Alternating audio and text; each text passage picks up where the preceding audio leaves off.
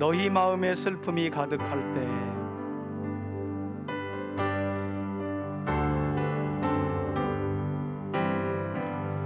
너희 마음에 슬픔이 가득할 때 주가 위로해 주시리라. 아침 해같이 빛나는 마음으로 너 십자가 지고 가라. 참 기쁜 마음으로 십자가 지고 가라.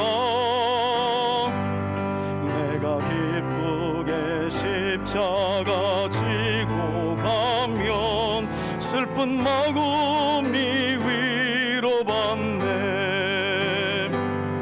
때를 따라서 주시는 은혜로서 가란 심령의 힘을 얻고 주가 언약한 말씀을 기억하고 너 십자가 지고 가라.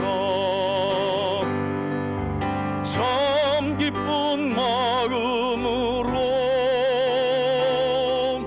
십자가 지고 가라. 내가 기쁘게 십자가 지고 가면 슬픈 마음이 위로받네. 내가 맡은 일 성실히 행할 때에 주님 앞에서 상 받으리. 주가 베푸신 은혜를 감사하며 너 십자가 지고 가라. 참 기쁜 마음으로 십자가 지고 가라. 내가 기쁘게 십자가 지고 가면 슬픈 마음이 위로받네. 오늘 우리에게 주시는 하나님의 말씀은 로마서 1장 8절로 17절까지의 말씀입니다. 신약성경 239쪽에 있습니다. 저와 여러분들이 한 절씩 교독하겠습니다. 제가 먼저 읽겠습니다. 먼저 내가 예수 그리스도로 말미암아 너희 모든 사람에 관하여 내 하나님께 감사함은 너희 믿음이 온 세상에 전파됨이로다. 내가 그의 아들의 복음 안에서 내 심령으로 섬기는 하나님이 나의 증인이 되시거니와 항상 내 기도에 쉬지 않고 너희를 말하며 어떻게 하든지 이제 하나님의 뜻 안에서 너희에게로 나아갈 좋은 길 얻기를 구하노라. 내가 너희 보기를 간절히 원하는 것은 어떤 신령한 은사를 너희에게 나눠 주어 너희를 견고하려 하려 함이니 이는 곧 내가 너희 가운데서 너희와 나의 믿음으로 말미암아 피차 안위함을 얻으려 함이라. 형제들아, 내가 여러 번 너희에게 가고자 한 것을 너희가 모르기를 원하지 아니하노니 이는 너희 중에서도 다른 이방인 중에서와 같이 열매를 맺게 하려 함이로되 지금까지 길이 막혔도다. 헬라인이나 야만인이나 지혜 있는 자나 어리석은 자에게 다 내가 빚진 자라. 그러므로 나는 할 수 있는 대로 로마에 있는 너에게도 복음 전하기를 원하노라. 내가 복음을 부끄러워하지 아니하노니 이 복음은 모든 믿는 자에게 구원을 주시는 하나님의 능력이 됨이라. 먼저는 유대인에게요 그리고 헬라인에게로다. 다 같이 읽겠습니다. 복음에는 하나님의 의가 나타나서 믿음으로 믿음에 이르게 하나니 기록된 바 오직 의인은 믿음으로 말미암아 살리라 함과 같으니라. 아멘. 할렐루야. 제가 한 번 더 기도하길 원합니다. 잠시 한번 기도합시다. 아버지 하나님, 말씀을 듣습니다.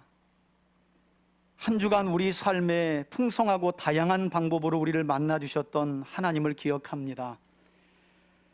예배의 이 시간 주님은 길과 진리와 생명의 말씀으로 우리를 만나 주시길 원하시는 줄 믿습니다. 우리의 마음 문을 열어주시고 전하는 자와 듣는 우리 성도들의 온 마음이 착하고 선한 마음이 되게 하시며 들은 말씀은 인내로 지켜 풍성한 결실을 삶에 이룰 수 있도록 인도하여 주옵소서. 진리의 말씀이기에 진리의 성령님의 충만함을 간구합니다. 성령님, 이 시간 우리 가운데 임재하시고 함께 나누는 말씀을 생각나게 하시며 깨달아 삶 속에 옮길 수 있도록 은혜 더하여 주옵소서. 가정에서 특별히 예배하는 우리 성도들의 마음을 붙잡아 주시고 영이신 하나님의 은혜 안에 우리가 하나 되게 하여 주옵소서. 축복하며 거룩하신 예수님의 이름으로 기도합니다. 아멘. 할렐루야. 오늘 말씀 제목은 우리 다 같이 한번 따라합시다. 다시 복음으로. 로마서의 말씀은 참 어려운 말씀들 중에 한 말씀이 아닌가 하는 생각이 듭니다.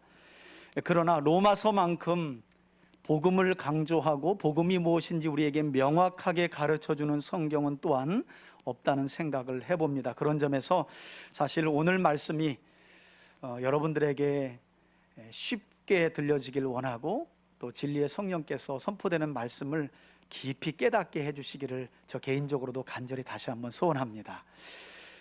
여러분, 지난 몇 주간 걸쳐서 우리는 사도 바울이 제3차 선교 여정을 진행하는 중에 고린도 교회 내부에서 일어났던 여러 가지 문제들을 해결하기 위해 기록하여 보냈던, 학자들은 바울의 서신 중에 이런 서신을 교정서신이라고 불러요.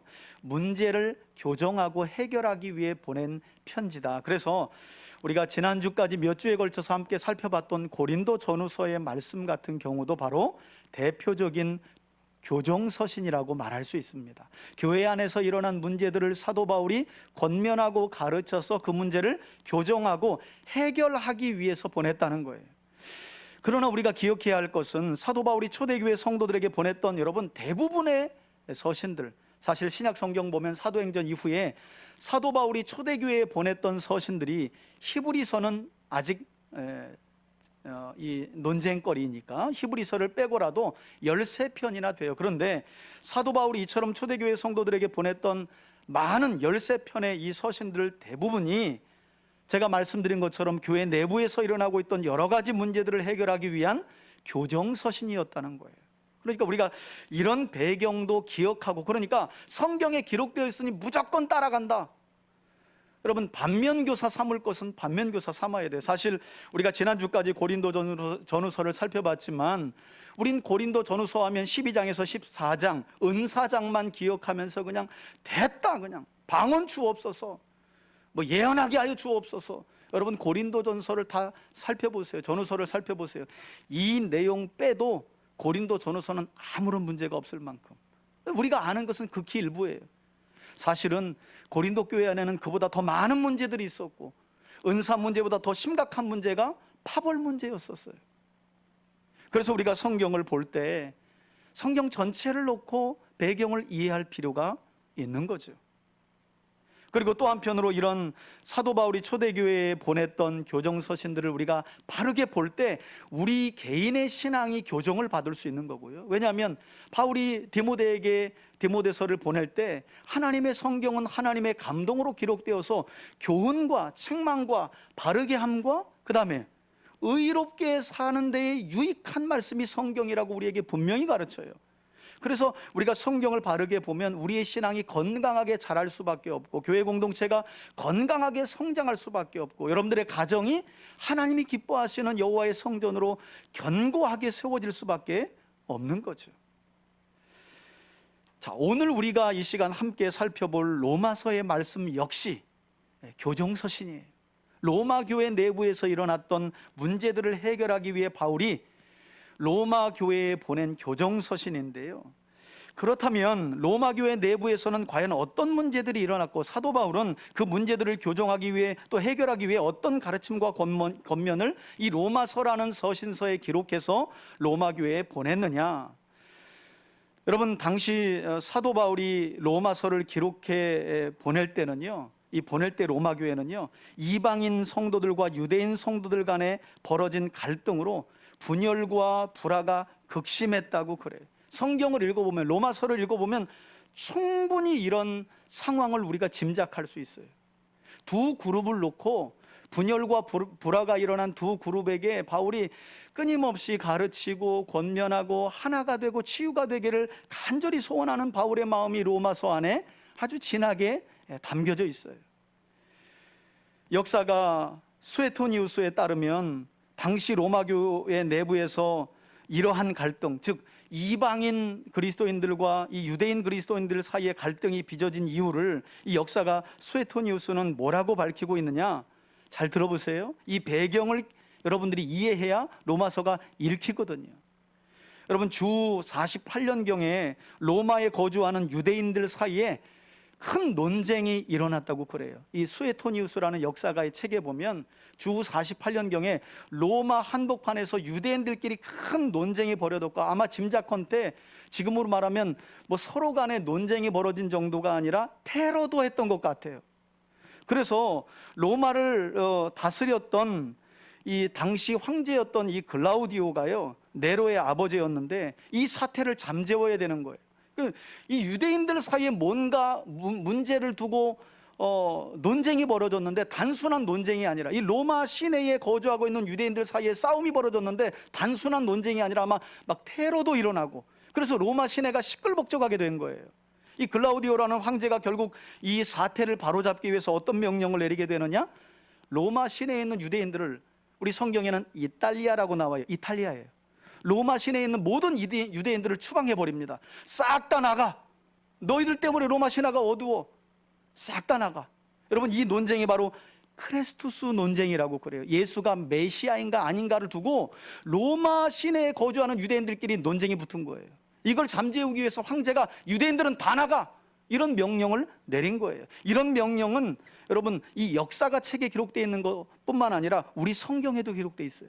우리 앞에 보시고 사도행전 18장 1, 2절 말씀, 이 사건의 배경이 되는 내용을 기록하고 있는 말씀을 함께 한번 읽어볼까요? 우리 함께 읽습니다. 앞에 보시고 시작. 그 후에 바울이 아덴을 떠나 고린도에 이르러, 여러분 이때는 사도 바울이 제2차 선교 여정을 할 당시예요. 자, 2절입니다. 시작. 아굴라라 하는 본도에서 난 유대인 한 사람을 만나니, 여기 나오죠. 황제 글라우디오가 모든 유대인을 명하여 어디에서? 로마에서 떠나라 한 거로, 이게 추방 명령이 지금 실시가 됐다는 거예요. 계속 보겠습니다. 그가 그의 아내 브리스길라와 함께 이달리아로부터 새로 온지라 바울이 그들에게 어떻게 감해 그래요. 여러분 보셨다시피 이 추방 명령으로 인해 브리스길라와 아굴라 부부가 로마에서 추방당했고, 마침 제2차 선교 여정 중에 헬라 지역인 고린도에 도착해서 1년 6개월간 복음 사역을 전하고 있는 사도 바울을 어떻게 만나게 된 거죠. 이 브리스길라와 아굴라 부부와 사도 바울의 만남은 참 위대한 만남이에요. 왜냐하면 우리가 지금 오늘부터 함께 나눈 로마서 마지막 장에 보면 어느덧 사도 바울을 만나고 사도 바울과 선교 사역을 진행했던 이 브리스길라와 아굴라 부부가 또 로마에 가 있어요. 로마에 가서 가정교회를 열고 또 복음을 전하는 전초기지를 세웠어요. 그때 사도 바울은 마지막 인사를 건네며 이 브리스길라와 아굴라 부부에 대해서 뭐라고 설명하느냐? 그들은 나를 위해 생명이라도 내어줄 만큼 귀한 동역자들이다. 여러분, 글라우디오의 추방 명령이 유대인들에게는 큰 상처고 아픔이고 큰 어려움이었을 거예요. 왜냐하면 여러분, 터잡고 이주한다는 게 쉽지가 않잖아요. 이것도 강제 추방당하면 모든 걸 다 내려놓고 와야 되는 거잖아요. 그런데 놀랍게도 그 추방 명령 가운데에 브리스길라와 아굴라 부부가 누구를 만났다는 거예요? 사도 바울을. 여러분, 저도 인생을 좀 이제 한 40대 중반 이렇게 보니까 인생이 그렇더만요. 이게 나쁜 일이 있는가 하면 그 뒤에 뭐가 있고 좋은 일이 있고, 또 좋은 일만 있는가 하면 생각지 못한 뭐가 있어요. 여러분, 예수님 믿고 하나님 믿는다고 그냥 우리 인생의 아우토반처럼 그냥 곧장 고든 길만 가는 것은 아니에요. 때로는 믿음 안에 우리가 미끄러져서 잘못된 선택을 하여 찾아오는 고난도 있고요, 욥같이 하나님께서 우리의 믿음을 하나님이 기뻐하시는 믿음으로 세우기 위해 우리가 알지 못하는 고난을 때때로 어려움을 우리에게 주시기도 해요. 황제의 추방 명령 때문에 고린도로 왔던 브리스길라와 아굴라 부부는 놀랍게도 사도 바울을 만난 거예요. 이 추방 명령에 대한 역사적 사실이 성경에도 기록되어 있다는 거예요. 자, 그러다가 어떤 일이 벌어졌느냐? 여러분, 이 글라우디오 황제가 결국 황제의 이 왕위를 누구에게 물려주냐면 그의 아들, 우리가 잘 아는 미치광이 네로에게 왕위를 물려줍니다. 황제위를. 이때가 벌써 5년이 지나요. 근데 이 네로가 집권을 하고 보니까 유대인들이 빠져버리니까 경제가 잘 돌아가질 않는 거예요. 그래서 황제로 등극한 네로는 자기 아버지 글라우디오가 유대인을 추방한 지 5년 만에, 그러니까 주후 54년경에요, 다시금 유대인들 로마로 들어와도 돼 하고 승인을 내려요. 문제는 이렇게 5년 만에 유대인들이 로마로 돌아가게 되자, 특히 그들 중에서 예수님을 메시아로 믿는 유대인 성도들이 다시금 5년 만에 로마 교회로 돌아와 봤더니 그 사이에 로마 교회는요, 어떻게 변해 있었느냐? 로마 교회는 이미 그들의 신앙적 근본인 유대적 뿌리를 잊어버리고 교회에서 유대인의 색채를 완전히 지워버린 상황을 유대인 성도들이 맞이하게 된 거예요. 그러니까 초기 로마에 세워졌던 교회는 유대인들의 가르침을 따라 메시아이신 예수님을 믿고 신앙생활을 했다면, 이제 유대인들이 5년 동안 비워진 교회는 이방인들이 주도권을 잡게 된 거예요. 이렇게도 여러분들이 와닿지 않을 수 있어서 일례로 이런 거예요. 제가 선교를 나간다고 나갔다 왔더니 교회가 더 이상 찬송가를 안 부르고 복음성가만 부르는 거예요. 이런 비슷한 상황이 벌어진 거예요. 여러분, 그러면서 바울이 듣게 된 소식에 따르면 이제 로마 교회의 주류가 된 이 이방인 교회 성도들이요, 오직 은혜만을 구호처럼 외치면서 하나님의 말씀인 율법과 그 율법을 신봉하는 유대인들을 무시하면서 멸시했다는 거예요. 아니, 처음에는 이 유대인들에게서 메시아이신 예수님과 복음에 대해서 듣고 구원받고, 그래서 구원받은 성도들의 삶이 어떻게 성결하고 거룩하고 정결해야 되는지 유대인 성도들에게 신앙을 배웠는데, 그들이 5년 동안 자리를 비우고 돌아와 봤더니 이방인 성도들이 교회의 주도권을 잡은 거예요. 더 나아가서 이들은요, 유대인들을 멸시하기 시작해요. 유대인 성도들을 무시하기 시작해요. 그럼 이렇게 무시를 당했던 5년 만에 로마 교회로 돌아온 유대인 성도들은 가만히 있었느냐? 그게 아니라 로마서 전체 내용을 보면 유대인 성도들은 자기들이 아브라함의 후손이라는 혈통적인 자랑을 앞세우면서 하나님께로부터 직접 율법을 받았던 특권을 아주 자랑처럼 주장하면서요, 자기들이 이방인 성도들보다 훨씬 더 의롭다고 외치면서 결국 로마 교회 안의 갈등은 더욱더 증폭되고 말았다는 거예요. 야, 우리가 너희보다 못한 게 뭐냐? 너희들 누구에게서 복음 들었어? 너희가 지금 믿고 예배하는 예수님을 누구를 통해 들은 거야? 아브라함의 후손인 우리를 통해 들은 거 아니야. 우리가 너희보다 더 의로워. 너희들은 부정해. 율법도 모르는 무식한. 이러면서 갈등이 더 증폭된 거예요. 여러분, 만일 여러분들이 이러한 소식을 듣게 된 교회 지도자라면, 사도 바울의 입장이었다면, 이처럼 로마 교회 내부에서 일어난 분열과 불화를 해결하기 위해서 여러분들은 어떤 말로 권면을 하시겠어요? 자, 이런 분열과 불화의 상황 속에서 사도 바울이 꺼내든 카드가 바로 뭐였느냐? 한번 따라합시다. 복음. 네, 복음이었어요. 복음이 무엇이냐? 바울은 이걸 얘기하는 거예요. 비유가 합당한지 모르겠는데, 한 학생이 어려운 수학 문제를 꺼내놓고 막 심히 싸우고 있는데 문제가 안 풀려요. 지도자가 딱 보니까 이 친구는 가장 기본적인 덧셈, 뺄셈, 나눗셈, 곱셈이 안 되는 거예요. 그런데 뭐 함수를 한다고 앉아있고 뭐 방정식을 한다고 앉아있고, 그래서 선생님이 넌 지금 이게 문제가 아니라 뭐가? 수학의 기초인 덧셈, 뺄셈, 나눗셈, 곱셈부터 해야 돼. 여러분, 지금 바울이 그 이야기를 꺼내고 있는 거예요. 다시 말해 바울은 하나님의 의가 되시는 예수 그리스도의 복음의 능력이야말로 그 복음 앞에 선 모든 사람들의 믿음을 견고하게 하고 하나 되게 함을 믿고 확신하면서, 로마 교회 성도들은 이미 예수님을 믿는 신자들이었지만, 여러분 이게 중요합니다. 지금 바울은 불신자에게 복음이 무엇인가, 복음에 합당한 삶이 무엇인가를 가르치고 있지 않아요. 조금 이따가도 제가 설명하고 있지만 로마 교회는 사도 바울이 이 로마서를 보낼 때 이미 약 25년 전에 세워진 교회였어요. 여러분, 신앙생활 25년 된 성도들과 교회에게 바울은 다시 복음으로를 외치고 있다는 거예요. 다시 복음으로.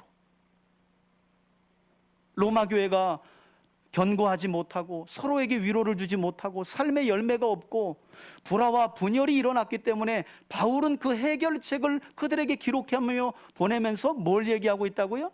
복음에 대해서 이야기하고 있다고.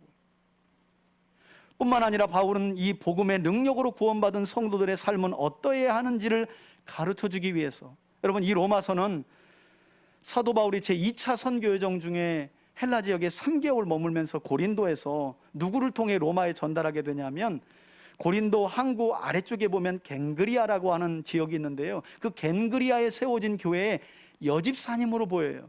여자 자매 베베를 통해서 내가 너희에게 이 편지를 지금 기록해서 보내고 있다라고 바울은 밝혀요. 여러분, 오늘 말씀에 들어가기에 앞서서 바울은 로마 교회 성도들에게 보내는 편지의 서두를 보시면, 오늘은 제가 1장 서두는 인사말은 빼고 본론부터 말씀을 잡았잖아요. 여러분, 서두에 기록된 이 인사말을 보게 되면 바울은 복음을 믿게 된 로마 교회 성도들의 정체성이 무엇인지를 먼저 설명하는데, 저와 여러분들도 이것을 좀 마음에 새겼으면 좋겠어요. 자, 1장 서두의 인사말 후반부인 6절을 보시면 바울은 복음을 믿는 로마 교회 성도들의 정체성을 뭐라고 세 가지로 크게 나누어서 설명하고 있느냐? 첫째, 여러분, 바울은 이렇게 말해요. 너희는, 즉 복음을 믿고 예수님을 믿고 구원받은 교회는 예수 그리스도께 속한 어떤 자들이라고요? 부르심을 받은 자들이라는 거예요. 둘째, 교회는 하나님의 사랑을 받은 자들이다, 이렇게 말해요.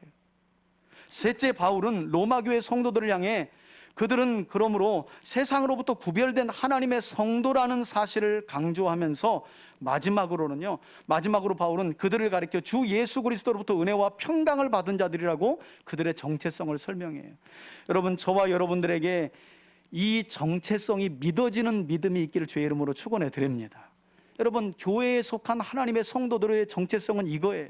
누가 나를 뭐라고 정의하든 하나님의 성도로 구원받은 하나님의 사람들은요, 예수님께 부름받은 자들이고 하나님께 사랑받은 자들이고요, 특별히 세상으로부터 구별된 성도들이고요, 그리스도로부터 은혜와 평강을 받기로 작정된 자임을 믿으시길 바랍니다. 이게 성도들의 정체성이라는 거예요. 바울은 이것부터 정리를 해주면서 인사말을 마치고 있어요. 자, 이렇게 복음을 통해 변화된 로마 교회 성도들의 정체성을 언급하며 인사말을 전했던 바울은 이제 본격적으로 로마 교회 성도들 간에 벌어진 이 분열과 불화, 그리고 그들의 흔들리는 믿음을 바로잡기 위해서 구체적으로 어떤 권면을, 가르침을 오늘 본문에서 전하고 있느냐. 8절부터 한번 보시겠어요? 바울은 이렇게 얘기합니다. 먼저 내가 예수 그리스도로 말미암아 너희 모든 사람에 관하여 내 하나님께 뭐함은? 감사함은. 로마 교회 성도들을 인하여 먼저 감사한다는 거예요. 왜냐하면 너희 믿음이 어디까지 전파되었다고요? 온 세상에 전파됨이라. 여러분, 약간 과장된 표현 같지만 사실 이 말씀은요, 사도 바울이 온 세상에 복음을 전하기 위해 지금 로마 교회의 위치가, 너희들이 지금 얼마나 중요한 역할을 하고 있는 줄 알아? 를 강조하기 위해서 너희의 믿음이 온 세상에 전파되었다라고 말씀하고 있는 거예요. 그들을 격려하기 위해서. 한 가지 흥미로운 사실은 사도행전의 기록을 보게 되면 바울은 로마를 직접 가서 복음을 전한 일이 없는데도 불구하고, 여러분, 로마 교회는 바울이 가서 복음을 전하여 세운 교회가 아니거든요. 그럼에도 불구하고 놀랍게 당시 온 세상을 지배하고 장악했던 로마 제국의 심장부와도 같은 이 로마 도시에 뭐가 들어가 있다는 거예요? 예수 그리스도의 복음이 들어가 있다는 거예요. 여러분, 이렇게 복음이 들어가고 말았나요? 나중에는 이 복음이 로마를 다 집어삼키죠. 그래서 로마가 국교화가 되면서 어쩌면 지금 온 세상에 복음이 전해지게 되는 교두보가 바로 어쩌면 역사적으로는 로마가 되는 거예요. 놀라운 복음의 능력이죠. 여러분들 안에 있는 복음의 능력을 여러분 이렇게 좀 너무 약하게 보지 마시기를 바라요. 그러니까 여러분, 나와 복음을 함께 보시면 안 돼요. 나는 약하지만, 우리 3대 교회는 약하지만 나와 우리 3대 교회가 품고 있는 복음의 능력은 로마를 정복할 그 이상의 능력을 가진 줄 믿으시길 바랍니다. 이게 우리가 믿는 복음의 능력이에요. 제가 이렇게 말씀을 드리면 어떤 분들 중에는 바울이 가서 복음을 전하지는 않았지만 로마 도시 안에 막 지금으로 말하면 막 여의도 순복음교회 같은 대형 교회들이 막 엄청나게 많았나 보다. 여러분, 그렇지 않아요.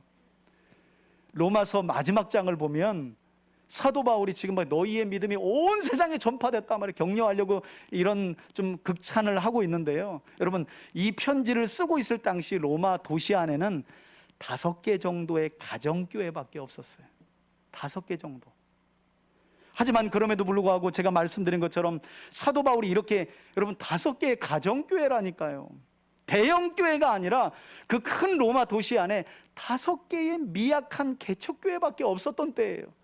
자, 그런데 바울은 어떻게 그렇게 미약한 가정교회 5개의 교회를 통해 복음이 온 세상에 전파됐다고 하는 이런 극찬을 하고 있는가? 제가 말씀드린 것처럼 로마에 세워진 가정교회들은 약하고 미약한 개척교회였지만 그 가정교회들이 품고 있는 무엇 때문에? 복음의 능력 때문에. 바울은 그걸 믿었기 때문에. 우리 안에 있는 예수 그리스도의 십자가의 죽으심과 부활이라고 하는 그 하나님의 복음 때문에. 결코 바울은 그 교회들을 가정교회로 보지 않고 작은 교회로 보지 않았다는 거예요. 복음의 능력을 바라봤기 때문에. 저는 이 동일한 복음의 능력이 여러분들에게도 하나님이 주신 줄, 우리 교회 안에도 하나님이 주신 줄 믿으시길 바랍니다. 여러분, 그리스도인들이 믿고 살 게 뭐예요? 내가 잘 되는 그것을 믿고 살면서 신앙생활하는 분들은 그 잘 되는 것이 막히는 그 순간 신앙생활은 끝나는 거예요. 교회 안 나와요. 그러나 언제나 그 신앙의 중심과 골조와 뼈가, 이 뼈대가 복음인 사람은 잘 되면 하나님께 영광, 안 될 때에도 이유가 있겠지. 자신을 겸손하게 낮추고 하나님께 간구하는 믿음으로 세워질 수밖에 없는 거예요. 그런 사람들은 모든 과정을 거쳐 형통하게 될 수밖에 없지요. 이게 복음의 능력을 가지고 살아가는 그리스도인들의 삶이라는 거예요. 저는 이런 은혜와 믿음이 우리 3대 가족들에게 있기를 예수님의 이름으로 축원해 드립니다. 자, 그리고 나서 바울은 비록 이 로마 교회가 자신을 통해 세워진 교회는 아니었지만 그들을 위해 무엇을 하고 있다고 9절에서 말씀하느냐. 9절 보시겠어요? 바울이 말합니다. 내가 그의 아들 곧 예수 그리스도의 복음 안에서 내 심령으로 섬기는 하나님의 나의 증인이 되시거니와. 그러면서 하는 말이, 바울은 항상 내 기도에 쉬지 않고 누구를 말한다고요? 예, 분열과 불화로 불일치를 이루고 있는 교회였지만 바울은 그런 로마 교회와 로마 교회 성도들을 위해 뭐 하고 있다고요? 항상 기도하고 있다고 말해요. 여러분, 복음 안에서 하나님을 섬기는 여러분들은 어떻습니까? 여러분들은 항상 어떤 기도에 매진하고 계세요? 꼭 교회 왔을 때뿐만 아니라 삶 속에서 잠시 기도해야 되겠다 하고 눈 감고 기도할 때 가장 먼저 나오는 기도 제목이 뭐예요? 그리고 그 기도 제목은 수십 년 동안 변화는 되고 있습니까? 여러분, 바울은 대부분의 서신서들 속에서요, 자신이 교회를 위해 늘 기도하고 있음을 강조하고 있는 것을 볼 수 있어요. 그래서 오늘도 우리 고 집사님이 대표 기도했지만, 우린 지금 한국에 머물고 있고 3대 교회를 섬기고 있지만 저 지구편 한편에서 탈레반 정권에게 나라가 넘어가 고통 중에 있는 아프간 교회와 성도들과 그들을 위해서 우리가 기도하고 있는 이유가 바로 그런 거죠. 저는 교회를 향한 이런 마음들이 우리 3대 가족들에게 동일하게 부어지기를 바라고요. 무엇보다도 우리가 믿는 예수 그리스도의 그 이유가 예수 그리스도의 복음 때문이기를 다시 한번 주의 이름으로 축원해 드립니다. 바울은 자신이 복음을 전하여 세우지 않은 교회일지라도 늘 마음에 품고 기도하는 거예요. 여러분, 우리 3대 가족들 또 저는 당연히 교회를 위해서 기도할 거라고 믿습니다. 그러나 여러분, 우리 교회뿐만 아니라 지금 저 지구 반대편에서 정말 어려움 중에, 제가 영상도 하나 올려놨잖아요. 그런저런 소식들이 이 영상을 통해 유출되지 않고 있기 때문에, 또 찍지도 않고 있기 때문에, 저는 이제 목사다 보니까 선교사님들을 통해 이런저런 아프간에서 일어나고 있는 소식들을 좀 더 구체적으로 이렇게, 그것이 뭐 사실인지 진위는 알 수 없지만 여러 가지 글들이 지금 계속 많이 오고 있어요. 탈레반이 미국과 한국, 그리고 미국에 동조한 나라 사람들, 그동안에 미국을 동조하며 먹고 살았던 모든 사람들을 색출해내는데 그 색출 방법이 독특해요. 이웃 사람들에게 물어보는 거예요. 누가 미국에 동전이? 저 사람이 미국과 함께한 나라들을 위해 도왔다. 그러면서 먹고 살았다. 그냥 가서 총으로 쏘는 거예요. 그냥 아무런 재판도 없이. 그런 상황이 지금 벌어지고 있는 거예요. 저와 여러분들이 기도해야 할 줄 믿습니다. 여러분, 바울이 이런 마음으로 교회를 위해서 기도했던 거예요. 자기와 일면식도 없는 교회예요. 로마 교회는 동역자들만 가 있는 거예요. 자기가 복음을 전해 세운 교회도 아니에요. 그러나 바울은 늘 내가 기도할 때 쉬지 않고 교회를 위하여 기도한다 그래요. 저는 저와 여러분들 마음속에 우리 3대 교회뿐만 아니라 우리 교회를 뛰어넘어 주님의 교회를 마음에 품고 기도할 수 있는 믿음이 있길 예수님의 이름으로 축원해 드립니다. 여러분, 바울은 이처럼 기도하는 마음만 전했던 것이 아니고요, 10절 보시면 직접 로마 교회를 방문할 계획까지 밝히고 있는데 뭐라고 말씀하느냐. 10절 보시겠어요? 어떻게 하든지 이제 하나님의 뜻 안에서 우리가 너희에게로 나아갈 좋은 길 얻기를 위하여 기도하고 있다는 거예요. 즉, 할 수만 있다면 바울은 어떻게 해서든지 로마 교회를 직접 방문할 여러 가지 방도를 하나님께 구하며 기도하고 있다는 말씀인데요, 그러면서 바울은 왜 그토록 그가 로마 교회를 방문하여 로마 교회 성도들을 만나기를 원했느냐. 11절 한번 보시겠어요? 바울이 이렇게 말합니다. 내가 너희 보기를 간절히 원하는 것은 어떤 신령한 은사를 너희에게 주어 그래. 사실 또 성경 한 구절만 좋아하시는 분들 때문에 이 구절이 또 문제가 되죠. 여러분, 여기에서 바울이 나누어 주고자 했던, 내가 로마에 가서 로마 교회 안에 있는 너희들을 만나길 원하는 것은 어떤 신령한 은혜를 너희에게 나눠주려 함이라. 일부 이 말씀을 가지고 신사도 운동이나 성령 운동에 치우친 목사님들이 이 신령한 은사는 사도 바울이 안수 기도를 통해 성도들에게 임하는 어떤 신비한 은사라고 자꾸 주장을 해요. 여러분, 그런데 성경은 성경으로 풀어야 되잖아요. 우리 앞에 보시고 로마서 6장 23절 말씀 한번 다 같이 읽을까요? 사도 바울이 로마로 가서 로마 교회 성도들에게 주고자 했던 신령한 은사가 과연 무엇이었느냐. 우리 23절 함께 한번 읽습니다. 로마서 6장 23절입니다. 시작. 죄의 삭은 사망이요. 여기 나오죠? 하나님의 은사는 뭐라고요? 그리스도 예수 우리 주 안에 있는 뭐라고요? 영생이니라. 많은 하나님의 은사가 있지만 사도 바울이 로마로 건너가 로마 교회 성도들에게 주고자 했던 신령한 은사는 예수 그리스도 안에 있는 복음이라는 영원한 생명을 전하는 은사였어요. 여러분, 이처럼 바울은 로마 교회 성도들에게 가서 그들을 만나 예수 그리스도 안에 있는 영원한 생명의 복음을 그들에게 선포하고 가르치고자 그들을 만나길 원했다는 거예요. 그리고 이것을 통해 바울은 로마 교회 성도들의 믿음이 어떻게 되기를 원했느냐. 그 뒷부분 한번 볼까요? 11절 후반절에 보니까 너희를 뭐하게 하려고? 견고하게 하려고. 하나님의 말씀을 가르치는 일이야말로 그 어떤 은사들보다 귀하며, 그것이야말로 성도들로 하여금, 교회로 하여금 그 믿음을 어떻게 하기 때문에? 견고하게 하기 때문에 바울은 애써 길이 여러 번 막혔지만 로마로 가려 했던 거예요. 사도로서 대접받고, 야, 내가 성경을 이렇게 깊이 알아, 나에게서 이런 신령하고 놀라운 은사들이 나타나고 있어, 이걸 자랑하러 가려고 한 것이 아니라 생명의 복음을 전하여 그들의 믿음을 어떻게? 견고하게 하려고. 뿐만 아니라 12절을 보시면 바울은 로마 교회의 성도들을 만나고자 했던 또 다른 이유를 뭐라고 설명하느냐.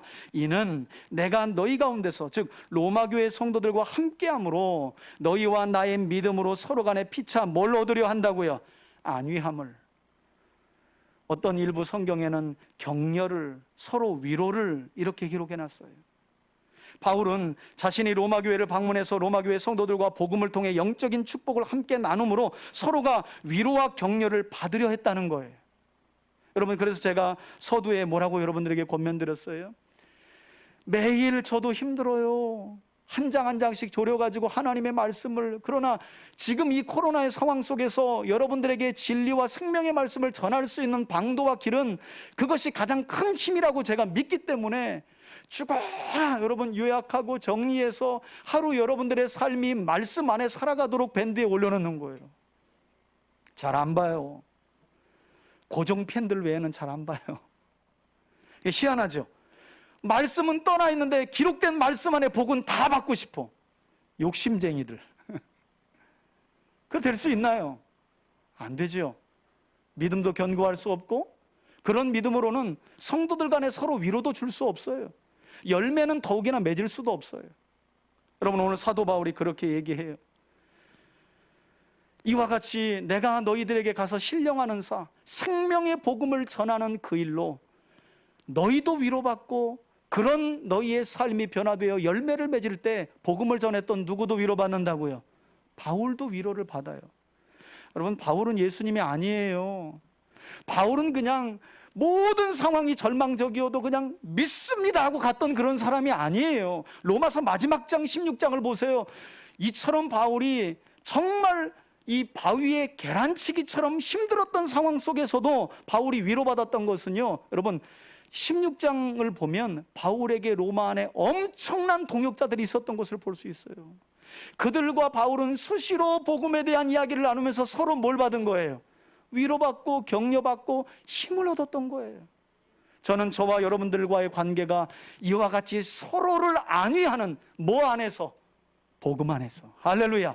그래서 제가 후반기 때 지금 제자훈련, 성경 통독, 성경 강좌를 사람에 맞게 맞춤형 서비스 그러나 인원 제한이 있으니까 가족별로 2-3명 짜가지고 제가 지금 그렇게 말씀을 통해서 영적인 축복을 함께 나누면서 서로 안위받을 고민을 하고 있어요. 저는 이 일에 동참하는 저와 여러분들이 되길 바라요. 여러분, 제가 말씀드렸잖아요. 한 번도 겪어보지 못한 상황을 우리 세대가 겪고 있기 때문에, 그러나 분명한 건 이 코로나가 어느 정도 정리되고 나면 확연하게 사람들의 모습이 달라진 게 보일 거라는 거예요. 어떤 사람들은 심지어 믿음을 떠나요. 여러분, 지금 한국교회가 지금 통계가 안 나오잖아요. 통계도 안 해요. 지금 수많은 교회들이 문을 닫아버렸어요. 지금 성도들이요, 대략 한 600만 기독교인들, 여기에 2단 다 들어갑니다. 2단, 3단, 4단, 5단 다 들어가는 거예요. 다 2단까지 합쳐서 600만이 좀 넘는데, 그러니까 우리나라가 뭐 기독교 국가다 이런 말 함부로 할 수 없는 거죠. 이 2단까지 다 포함해서. 그런데 지금 대략 150만이 빠졌다 그래요. 150만의 숫자가 빠진 거예요. 엄청난 숫자예요. 왜 그럽니까? 이 상황 속에서 서로 복음을 통해 위로받지 못하기 때문이에요. 여러분, 지금 1년 반 넘었거든요. 여러분, 혹시 교인 중에서 누구와 함께 전화통화하면서 하나님의 말씀으로 서로 위로 주시거나 위로 받으신 일 계세요? 이건 목사님이 해야죠. 계속 주구장창 10년이 지나도 위로, 20년이 지나도 위로, 30년이 지나도 위로만 받으실 거예요? 오늘 설교 끝나면 여러분 수화기를 드시고, 요즘에 무제한이잖아요. 무제한. 어지간한 통화요금. 여러분, 형제 자매들에게 전화 좀 하세요. 하나님의 말씀으로 오늘 말씀 들었어. 나는 이런 부분에 은혜 받았어. 자기는 어땠어? 이게 서로 간에 위로가 되고 격려가 되고 흔들리는 믿음을 견고하게 하며 열매를 맺기까지 하는 놀라운 은혜가 여기 있다는 거예요. 자, 그래서 바울은 이미 여러 차례 로마로 가려 했지만 이 위로를 주려고, 이 격려를 서로 간에 받으려고 그때마다 가는 길이 막혔다고 말씀하면서, 꼭 지금 코로나 상황이죠, 그죠? 성도들 방문하고 싶고 신방하고 싶고 만나고 싶은데 가는 길이 막혀, 인원도 제한돼 있고. 그래서 바울은 다시 한번 로마교회 성도들과의 만남을 통해 무엇을 기대하고 있다고 13절에서 말씀하느냐. 13절 한번 보시겠어요? 형제들아, 내가 여러 번 너희에게 가고자 한 것을 너희가 모르기를 원하지 아니하노니 이는 너희 중에서도 다른 이방인 중에서와 같이 무엇을 얻고자 함이라고요? 열매예요, 열매. 여러분, 바울이 그 먼 길 가서 복음을 전하려 했던 이유는 피차 안위하고 그들의 믿음을 견고하게 세우며 결국 열매를 보기 위해서. 그러나 지금까지 길이 막혔대요. 바울이 이 사정까지 그들에게 알려요. 여러분, 이와 같이 바울은 로마교회 성도들이 그에게서 복음을 전해뒀고 열매 맺는 삶을 살기를 원했다는 거예요. 그리고 이것을 위해 지금 로마서를 기록해서 보내고 있던 것인데요, 저는 그런 점에서 오늘 이 시간 함께 나누는 이 말씀을 통해서도 우리 3대 가족들의 믿음이 더욱 견고해지고, 오늘 사도 바울이 로마를 가려 했던 이유, 지금 로마서를 쓰고 있던 이유로 밝힌 것처럼, 저는 말씀을 나누는 이 시간들을 통해 우리 성도들이 믿음이 더욱 견고해지고 이 시간을 통해 저와 여러분들이 서로 간에 위로가 되고 무엇보다도 여러분들의 삶 속에 복음에 합당한 열매를 맺어갈 수 있기를 주의 이름으로 축원해 드립니다. 여러분, 이처럼 로마 교회 성도들에게 가기를 간절히 원했던 이유를 설명한 후에 바울은 이것은 어디까지나 자신의 어떤 의무감 때문이라고 밝히고 있느냐, 14절 보시겠어요? 헬라인이나 야만인이나 또는 지혜 있는 자나 어리석은 자에게 다 내가 어떤 의무를 지었다고요? 바울은 이렇게 얘기해요. 빚진 자라, 빚진 자라. 자, 여러분, 로마 교회를 한 번도 방문한 적이 없는 바울이, 그래서 그들과는 한 번도 일면식이 없었던 바울이 왜 그들에게, 그리고 더 나아가서는 모든 사람들에게 빚을 졌다고 이야기하고 있을까? 팀 켈러가 쓴 로마서에 보니까 이 빚진 자라는 설명을 아주 그럴듯하게 해놨더라고요. 뭐라고 했느냐? 사람은 살아가면서 빚을 지는 두 가지 방법이 있대요. 첫 번째는 실제로 누군가에게 돈을 꾸는 거예요. 그러면 당연히 그 사람에게 뭐가 돼요? 빚진 자가 되죠. 그런가 하면 두 번째로는 누군가 나에게 얼마의 돈을 또 다른 누군가에게 전달하라고 주었을 경우에 그 돈이 그 누군가에게 전달하기까지 나도 모르는 사이에 뭐가 된다는 거예요? 빚진 자가 된다는 거예요. 맞는 말이죠, 그죠? 여러분, 지금 바울은 그걸 설명하고 있는 거예요. 예수 그리스도께서 생명의 복음을 이방인들에게 전하라고 자기에게 부탁하셨기 때문에, 위탁하셨기 때문에 바울은 스스로 누가 너는 빚진 자야 라고 말하지 않았지만 스스로 구원받은 하나님의 백성으로 그리스도께서 생명의 복음을 많은 이방인들에게 전하라 위탁하였기 때문에 그 사명 때문에 스스로 어떤 심정을 가지고 살아가고 있다고요? 빚진 자예요. 빚진 자예요. 여러분들은 지금 구원받지 못한 여러분들의 가족들에게 빚진 자임을 기억하시길 바랍니다. 아직 구원 안에 들어오지 못한 여러분들 주변의 이웃들에게 빚진 자임을 기억하시길 바라요. 사도 바울은 그런 심정으로 로마를 가려 했던 거예요. 로마서를 기록하고 있는 거예요. 자, 이런 바울의 빚진 심정을 잘 드러내주는 사건 하나가 여러분 구약에 나와 있는데요. 여러분, 열왕기하 6장과 7장을 보시면 어떤 사건이 기록되어 있느냐? 당시 이스라엘이 분열된 상황 속에서 북이스라엘이 아람의 공격을 받게 되는데요. 이때 아람이 북이스라엘의 여러 성을 침공한 뒤에 이제 수도인 사마리아까지 군대를 이끌고 와서 이로 인해서 사마리아 성 안에는 이 북이스라엘 사람들이 모여들었고요. 이제 모여드는데 성을 적군이 에워싸고 있으니 나갈 수가 없잖아요. 근데 그 안에서 어떤 일이 벌어지고 있느냐? 성경에 보니까 어머니가 굶주림 속에 자식을 잡아서 이웃집 여자와 나눠 먹는 끔찍한 사건이, 적군의 포위 상황 속에서. 여러분, 이때 성경에 보면 이 사마리아 성 안에도 들어가지 못해서, 왜? 문둥병이라 격리되었어야만 했거든요. 이 4명의 문둥병자가 사마리아 성문 어귀에 있었는데 그들이 이렇게 생각했다는 거예요. 성 안에는 들여보내주지도 않고 어차피 들어가 봐야 지금 어미가 자식을 삶아먹고 있는 상황인데 들어가도 죽을 바에야 차라리 사마리아를 공격하고 있는, 북이스라엘을 공격하고 있는 아람 군대에 가서 우리 뭐 하자? 항복하자. 그래서 죽으면 죽으리다 하고 이 4명의 문둥병자들이요, 아람 군대 진영으로 내려가요. 제발 살려주세요 하는 마음으로. 그런데 여러분, 그 사이에 어떤 놀라운 기적이 벌어지는 줄 아세요? 성경에 보니까 이 4명의 문둥병자가 살기 위해 아람 진영으로 항복하러 내려가는 그 길에 갑자기 하나님께서 기적을 일으키세요. 아람 진영에 있던 군인들이요, 큰 병거와 말과 군대 소리를 듣는 거예요. 실제로 들리는 것처럼 들었던 것 같아요. 그래서 혼비백산해가지고요, 그 진영에 있던 각국에서 탈취했던 금과 은과 전리품과 음식을 그대로 놓고 그냥 혼비백산해서 도망가 버려요. 지금 누가 내려가고 있는데 4명의 문둥병자가 죽으면 죽으리다 하고 항복하러 내려가는데, 그 내려가 봤더니 그 큰 빵카가 아람 진영이 있는데, 그리고 지금 스프도 끓였다가 음식도 하고 금은이 다 있는데 누가 없어? 적군이 없는 상황이 벌어지는 거예요. 4명의 문둥병자들이 눈이 돌아갑니다. 그래가지고 아싸 가오리 하면서 그 넓은 아람 진영에 있는 적군들이 남긴 모든 전리품을 가져다가 막 숨기는 거예요. 음식 먹고 금은 막 넣고, 성경에 보니까 가져다가 숨겼더라, 가져다가 숨겼더라. 근데 그러다가 한 문둥병자가 어떤 생각을 하게 되냐면, 여러분 뭐라고 말하냐면, 그가 이 전리품을 숨기는 중에 이런 말을 해요.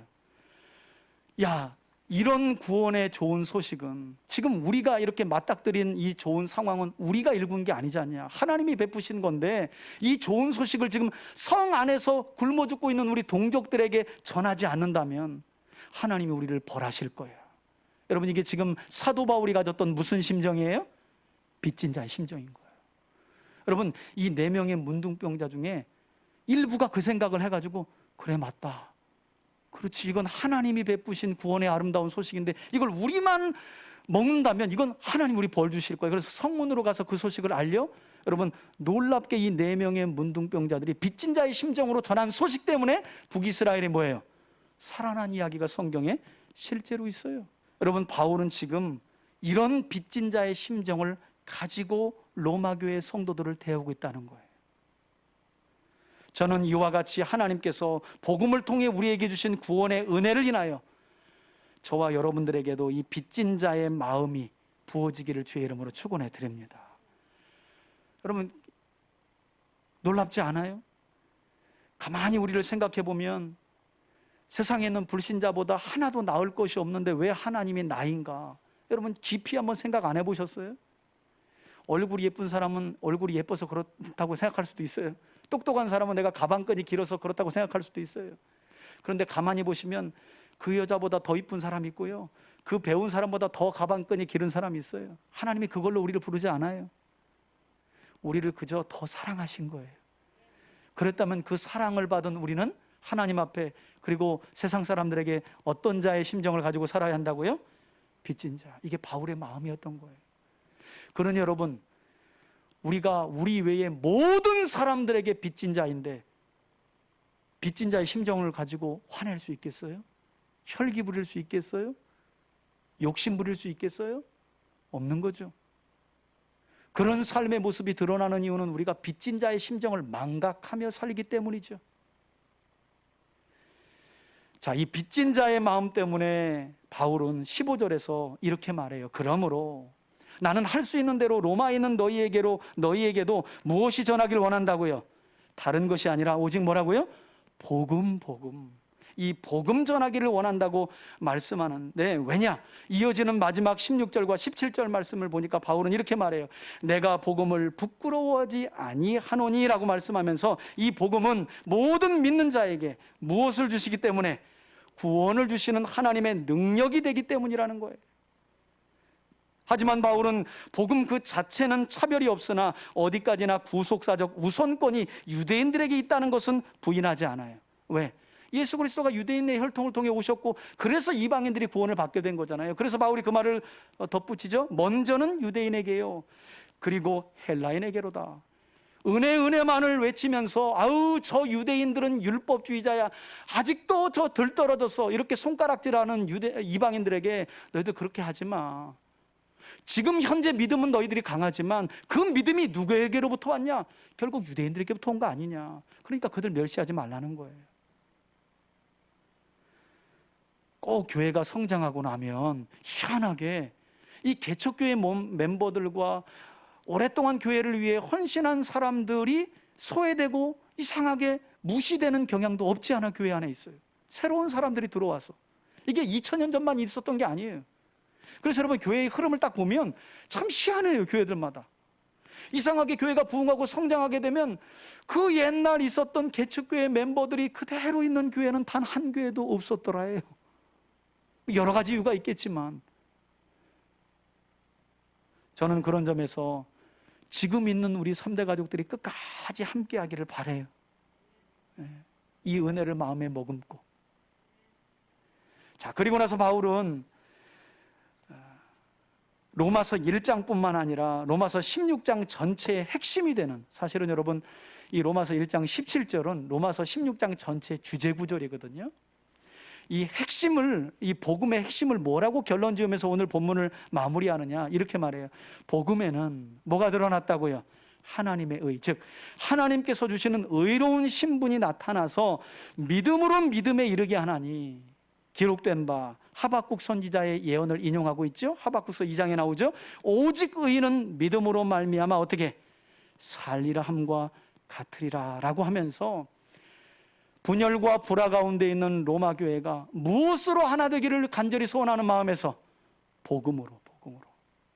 여러분, 제가 서두에도 말씀드렸지만 로마 교회는 지금 사도 바울이 이 로마서를 기록해서 보내고 있는 이 편지를 받는 당사자인 로마 교회는 세워진 지 25년이 된 교회예요.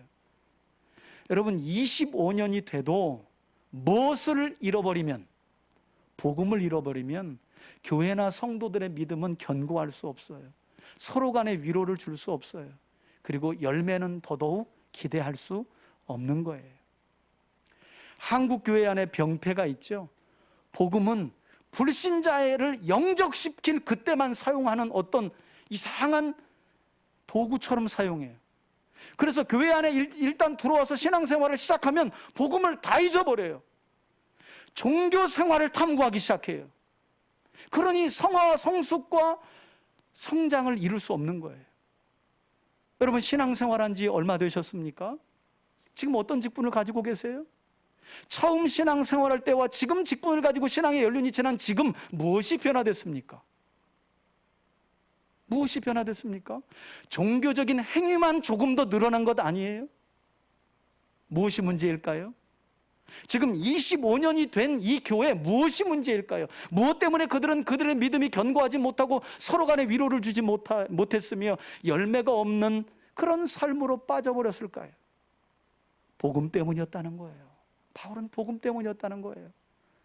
구원을 주시는 하나님의 능력이 담겨진 이 복음의 은혜, 교회와 성도들은 이것을 잊어버리면 그 믿음이요, 견고할 수도 없고 서로 간에 위로도 될 수 없고 열매는 더더욱 맺을 수 없다는 거예요. 저는 그런 점에서 오늘 우리가 함께 나눈 다시 복음으로, 여러분, 저는 이 말씀을 준비하면서 정말 한 주간 많은 생각을 했어요. 목사인 나는 진짜 복음이 무엇인지에 대한 깊은 이해가 있는가부터 생각해 봤어요.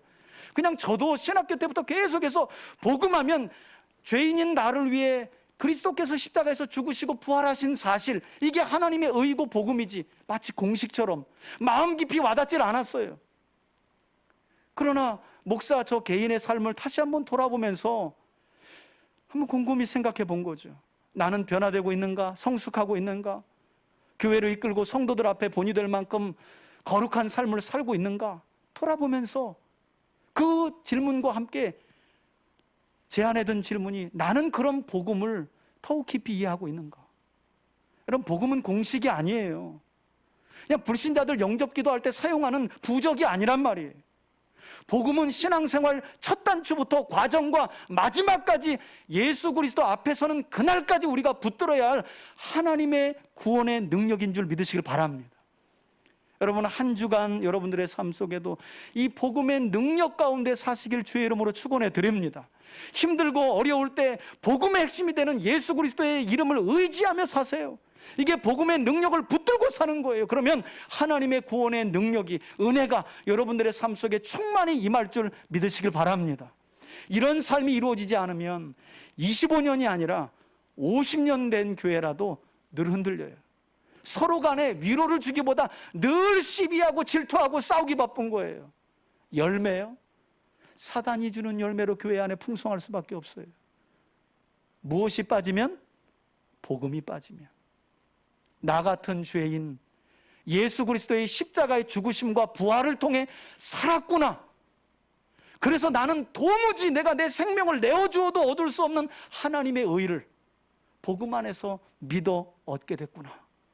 여러분, 진짜 우리가 다시 살게 된 거 아니에요. 지금 살 수 없는 삶을 이미 그리스도 안에서 시작한 거예요. 뭘 더 갖길 원해요? 얼마나 더 갖길 원해요? 얼마나 이 세상에서 뭘 더 누리길 원해요? 하나님이 영원한 생명의 천국까지 우리에게 주셨다는데 뭘 더 얻을 게 있나요? 복음에 대한 부재죠. 돈에 대한 목마름, 세상적인 성공에 대한 목마름, 다 이 모든 이유, 이 영적인 질병들이 다 어디로부터 온다고요? 복음에 대한 부재예요. 그래서 바울은 25년 지난 교회 성도들에게 다시 복음으로를 외치고 있는 거예요. 우리가 누구 때문에 살았고 누구 때문에 하나님 자녀 돼요? 누구 때문에 언제 어떻게 이 세상을 떠날지라도 영원한 천국에서 영생하며 왕노릇하며 살 수 있는가? 이게 복음이거든요. 그걸 생각해 보면 여러분, 이 세상에 그렇게 밀어두고 그렇지 않아요. 그 작은 욕심 때문에 누군가를 짓밟고 상처 주고 사기치고 그렇지 않아요.